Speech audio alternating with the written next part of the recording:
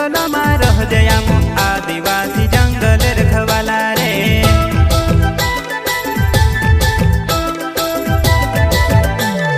चल जंगल जमीन काजे पूजे रे आदिवासी दुनिया ने रखवाला रे। बाप देव खतरी काजे पूजे रे आदिवासी सबसे निराला रे।